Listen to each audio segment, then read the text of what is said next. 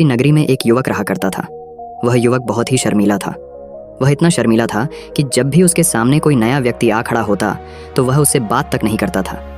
यहाँ तक कि जिन्हें वह जानता था, पहचानता था, उनसे भी बात करने में उसे बहुत शर्माया करता था। वह उनसे भी ठीक से बात नहीं कर पाता था और अपनी इस समस्या के कारण वह खुद ही बहुत परेशान रहता था, क्योंकि वह अपने जीवन में कुछ कर ही नहीं पा रहा था।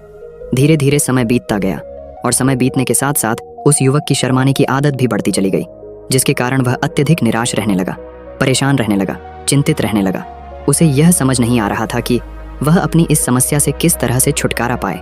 उसके घर वाले भी अब उसकी इस समस्या को लेकर बहुत चिंतित रहने लगे थे। वे सोचते थे, इसका क्या होगा, ये अपने जीवन में कुछ कर पाएगा भी या नहीं। जब भी वह कहीं पर काम के लिए जाता तो लोग उसके इस सीधेपन का फायदा उठाते, उसे परेशान करते। वह कुछ ज्यादा कह नहीं पाता था, जिसके कारण उसे कोई कुछ भी कह देता और वहां से चला जाता है। इन्हीं सब कारणों की वजह से उसका मन कहीं भी किसी भी काम में नहीं लगता। वह हर काम को कुछ ही दिनों में छोड़ दिया करता। उसके मन में बहुत कुछ चल रहा था, उसके मन में विचारों के तूफान उठ रहे थे। वह सबसे बहुत कुछ कहना चाहता था, लेकिन अपनी इस आदत के कारण वह किसी से कुछ नहीं कह पा रहा था। वह अंदर ही अंदर घुटता जा रहा था। सारे विचार, सारी बातें उसके मन में ही दबी पड़ी थीं। लेकिन कभी भी वह किसी से भी अपने मन की बात नहीं बताता था। जब छोटा सा बच्चा था तब उसे लोग बहुत पसंद करते थे, उसकी इस आदत को भी लोग सराहते थे।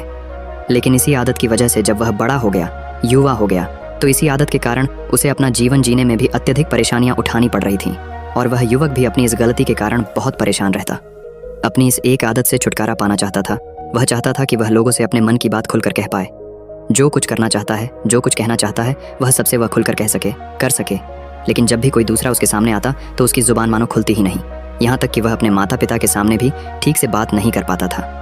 केवल उसके कुछ मित्र थे जिनसे वह अपने मन की बात कर पाता था।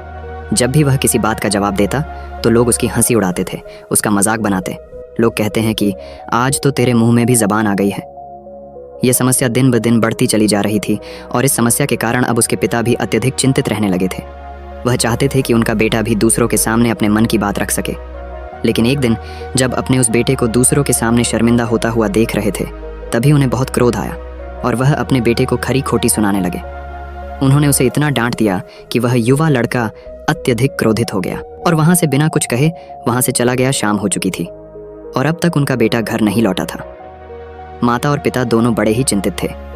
वे अपने बेटे को वापस घर पर देखना चाहते थे, लेकिन युवा लड़का तो भागते भागते पहाड़ की चोटी पर जा पहुंचा था। वह वहां से नीचे की ओर झांक रहा था और ईश्वर से कह रहा था, हे भगवान, आपने मुझे ऐसा क्यों बनाया? लोग मेरा मजाक उड़ाते हैं, लोग मेरी हंसी उड़ाते हैं। जब मैं इस दुनिया में अपने मन की बात रख ही नहीं सकता, मैं किसी से कुछ कह ही नहीं सकता, तो फिर मैं इस जीवन को जी कर क्या करूंगा?